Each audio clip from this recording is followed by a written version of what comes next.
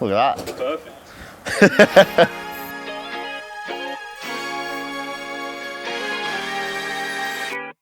What's going on, guys? Another informational Keep It Reet YouTube video. Informative. Informational. Who cares? As you can see, this is what's left of the beautiful 34 that Jason decided to crash into walls multiple times.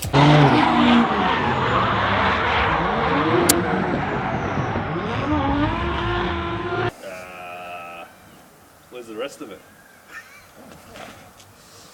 Look at this. I haven't done much filming on it while building it because we've had every other car that we've been building and a lot going on. So this sort of just has happened in the background. We finally decided to just cut the rear end off. We did have a half cut that we were gonna mold in, but we figured, why do that when it's basically a dedicated track car? You don't need a rear end. You just want it all loose. It's not finished yet. So we've got a JSI Aero GDR front bar with the lip this time. Oh. The lip makes it sturdy. You got some over fender wide body, not wide body front guards. I don't know, I think wide body means 10 mil of lip. It's pretty much a standard guard with a little bit of a flare on it. It's got a little flare. Very wide. It's, yeah, very wide. Wide body inspired, but not wide body, stock body. Yeah, I think they're BN style skirts.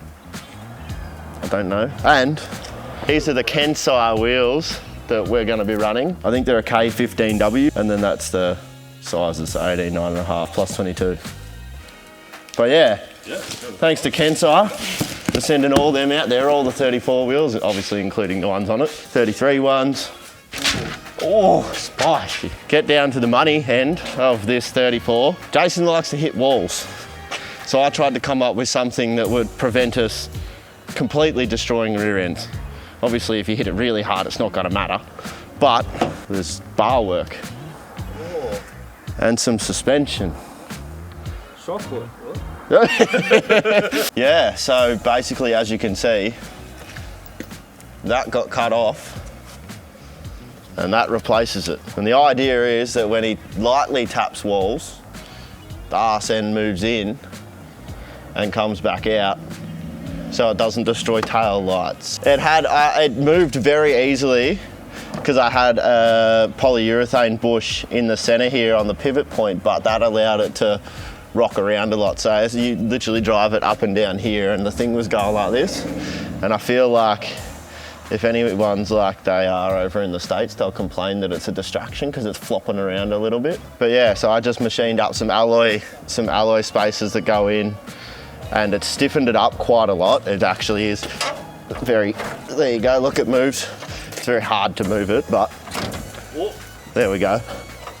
So really the idea behind it is you lightly tap a wall or you like brush up against the wall and it doesn't offset the car as you hit it, and it just sort of like allows you to keep going and doesn't destroy everything. And then obviously because I've cut all the rear end out, I chucked in just a brace between the shock towers. I wasn't sure how strong that was all gonna be with all of that cut out. Yeah, that's kind of where that is. Who's driving this?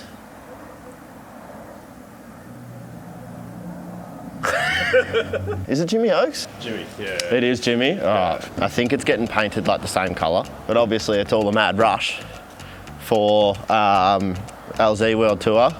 I believe it's Jimmy Oakes that's going to be driving this thing. But yeah, I don't want to see it in a wall because I really don't want to have to fix it again. This is actually the first car I built when I started at Keep It Reet like 3 years ago.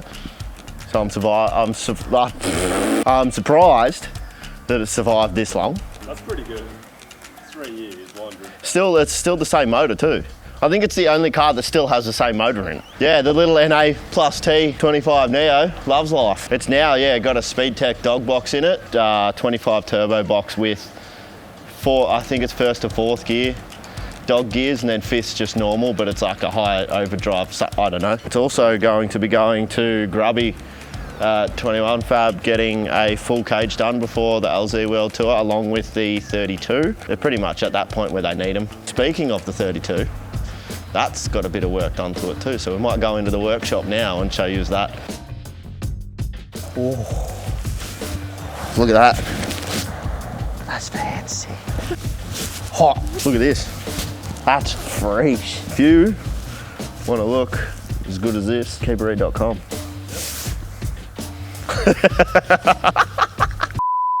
You're still filming me. Get out of it, boy. This is the 32. Look at that spicy rear bar that TJ made. Spicy bash bar. 1 week TJ bash bars. This car has stayed pink, different pink. Also got the kind of wide body, not wide body setup. Bash bars, powder coated, same color as those Kensile wheels. TJ's put some spicy Costal knuckles in. I believe they're the old 33 ones. We took out because Jason wanted a different KPI setup in those ones, and these ones were not adjustable like the old 34 ones. Apart from that, this car's pretty much the same. This will also be going to Grubby as well, getting a full cage done. As for the 33, I don't know who's going to be driving that. I figured Jace would be driving it, but apparently he's driving the wagon, so I don't know. Yeah. Who do you think should drive the 33? I know we've got a bunch of parts for the VL that's going to be at the LZ World Tour as well. Parts? Yeah. Not the car, just the parts. Well, the car's there. The car's there. It hasn't got much left of the car. There's no auto, there's no diff, there's no turbo, there's no nothing. But we've finally got the bell housing to go from the RB30 to the Turbo 400. So now we've got all the measurements that we needed for the torque converter. That's it. Yeah, so we've got all the stuff for the torque. So we've got the measurements for the torque converter and everything. So that's been sent off. I think Jesse's done some fancy bloody coil pack setups or something. I don't know. Get rid of the old Dizzy setup. He's done some janky ass wiring for some LS coil packs. And of course, we've got all the Ross performance parts there ready for it. It's just pretty sad at the moment. There ain't much going on. This has been on that hoist for quite a while now because the diff got taken out for the quad turbo thing. And that still hasn't blown up, unfortunately. Other than that, we've got this yellow nugget. I don't know what's going on with that either. There's a gearbox somewhere, some other stuff somewhere, I don't know. We might be getting the motor built, we might not be, I don't know. Grubby did a cage in it and it looks really good. We've just gone a basic half cage with side intrusions just for the time constraints of getting everything done. Other than that, all the boys are up at World Time Attack Challenge and I'm here in the workshop by myself and I'm loving it. Quick reminder, this Friday, September 8th, head down to Calder Park Raceway. We've got our final round of Battle Royale. You're not going to want to miss it, so get your tickets at keeperreet.com. I think we'll wrap it up there, but by the time this video's out, the LZ World Tour driver list will have dropped. It's going to be, by the looks of it, a pretty mental event. Pretty excited for it. Hopefully we'll see you down there, but if not, that's your own fault, I guess, isn't it? See you next time.